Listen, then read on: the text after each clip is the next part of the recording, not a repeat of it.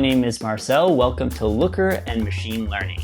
Today we're going to be talking about how Looker with other machine learning applications can accelerate your data science workflows with a specific focus in BigQuery machine learning. Before we dive into that, we're going to take a look at real quick what are kind of the traditional methods that data scientists use and how Looker and BigQuery together can accelerate some of these processes. So first we're going to take a look here on kind of how data science has been done in the past. You'll see I've kind of split it out into three main sections here. On the first part of this, on the left-hand side there, you'll notice kind of this is the data collection component of it. This is everything from getting data to making sure that it's formatted correctly, making transformations, all of that. Then the second phase is actually the fun part. This is the actual data science part. This is where we're going to use machine learning algorithms, start predicting whatever scores it is that we want or clustering our models. And then finally is how we get that data out to end users. Now, if you ask data scientists in the field today about how much time they spend on these various components of it, you'll notice that the first component there, that collection of data, cleaning of data, transforming of data, ends up spending about 70 to 80% of their time. And this is not really what they were hired for, right? We're talking about people that, potentially have masters or even PhDs in statistics or machine learning, and they're just there writing manual SQL queries or using Excel or whatever tool it is to just get the data into the right format right there. So this is not really what we want to be spending our time on, but it's absolutely necessary because garbage in, garbage out. If you don't have your data in a good format, you're not going to be able to get any value out of the machine learning. That brings us to the second step, and a lot of data scientists will spend about 20-30% of their time there. This is the fun part. This is what they were hired for. This is where they get to apply all that knowledge, and this is why they make the big bucks. And then finally, this last part of actually getting it into the business. Notice I didn't leave any percentage of time for that. That's because this step is oftentimes just overlooked altogether. Data scientists will go through the effort of putting together one of these projects, and then it just sits on a shelf. Nobody ever touches it. Nobody ever uses it. The business actually doesn't get much value from it. Sometimes they'll go through another effort to create a custom application or get that information in a scheduled email to the right people, obviously dependent on what kind of data science project we're doing here. But then that's going to be a whole other lift effort. And then it could be 50% of this time, and really everything else just got squished into a small fraction of it. So we have a lot of time spent in the non-value add parts for the data scientist. Obviously, all of this matters for the end result, but the data scientist time is best spent in that middle section, which is where they're spending the least amount of time. So how does Looker change all of this? Well, with Looker, we can speed up a lot on the front and on the end. So typically, people use Looker with a variety of machine learning tools. We start with data in your database. We bring that into Looker, which really speeds up that process of getting the data cleaned, cataloged, organized, wrangled together. We can create these nice, simple definitions inside of Looker for what all of our columns are and what is going to ultimately feed into the machine learning algorithm.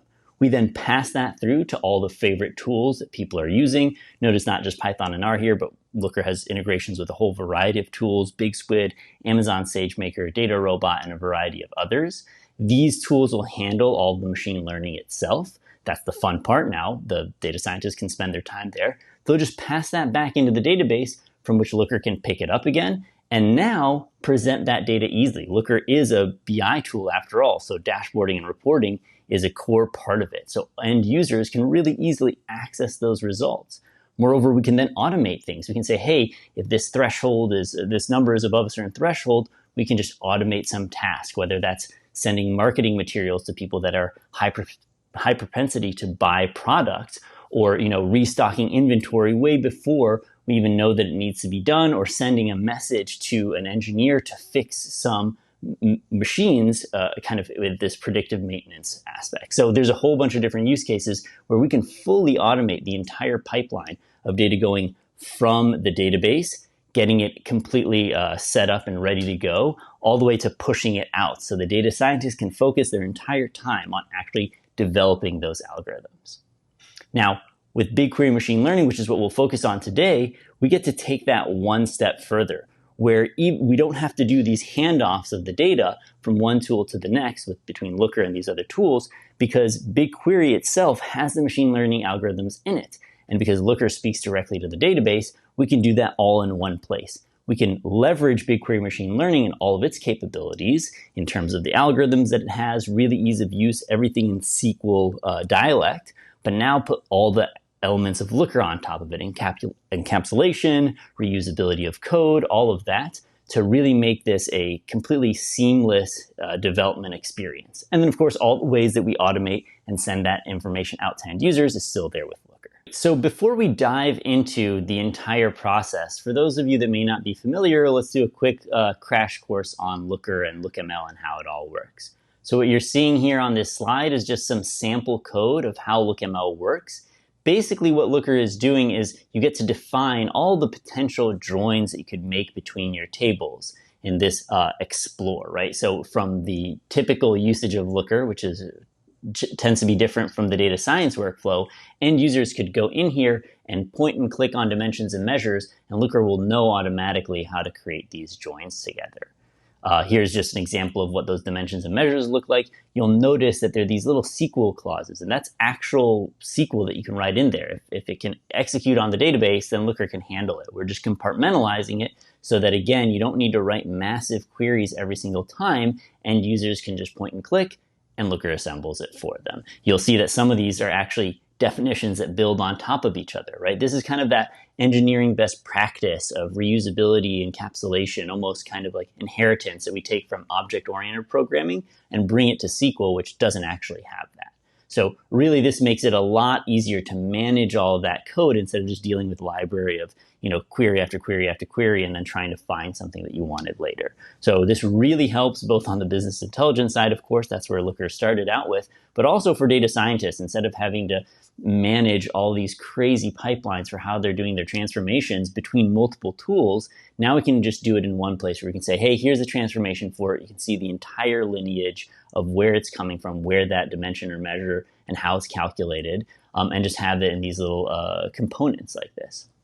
So this is LookML, plain vanilla. We haven't even gotten to the machine learning aspect of it, but just so you understand how this will help in that data preparation side that we talked about.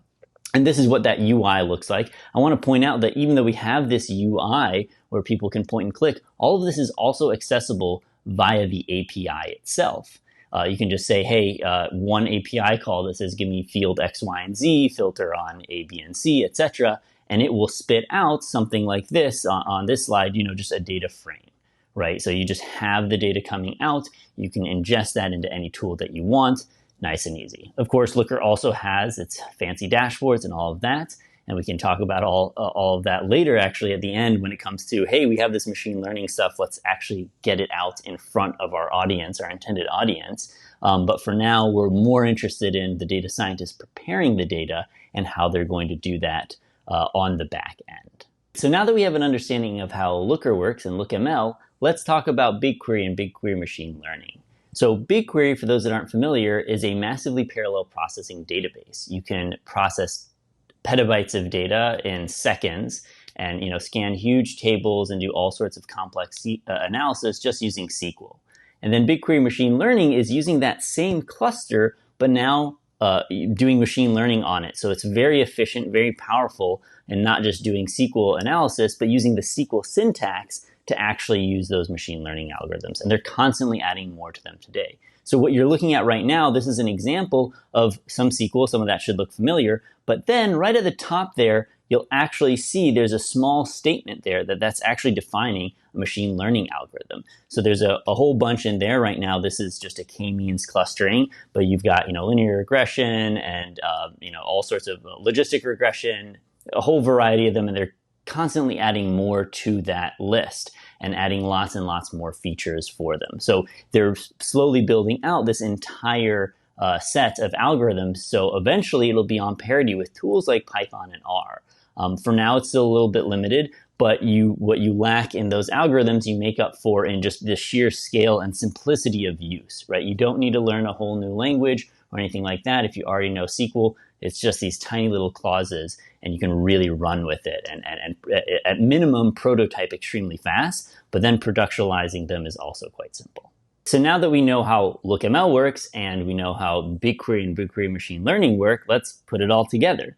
So here on the screen, I have an example of a relatively complex dimension in LookML. Again, not super complicated for Looker to handle, and we have it nicely encapsulated there. So we don't have to redefine it later or write modifications of it. It's in one place, one dimension, we can easily reference it. And this is going to be part of a much larger SQL query. And we don't want to write out that whole SQL query. And the nice thing with LookML is we can just point to those actual dimensions that we care about. So what you're seeing here now is just delineation of, hey, our data frame is going to have column A, B, C, D all the way down. So this example here, we're actually going to try to predict whether somebody's going to make a purchase in the future from our website based on their traffic and traffic history of coming to our website. Did they purchase something in the past? That probably makes them more likely to purchase today. How long did they spend on the website, etc. So relatively simple, and we're going to spit out a propensity score. How likely are they in the next 180 days from today to make a purchase? And the nice thing is all the logic behind that is effectively just encapsulated in these few lines. So we don't need to write it all out every single time, have these massive 800, 900 line SQL queries. Here we have maybe 15, 20 lines that just says, hey, this is the thing that I'm going to feed in to my machine learning algorithm. If I make modifications, I strike out a line or add another line. Way simpler than going through and figuring out where that logic is going to fit into a large SQL query. Once we have that, now we just have to tell Looker, okay, what BigQuery machine learning part are we putting in?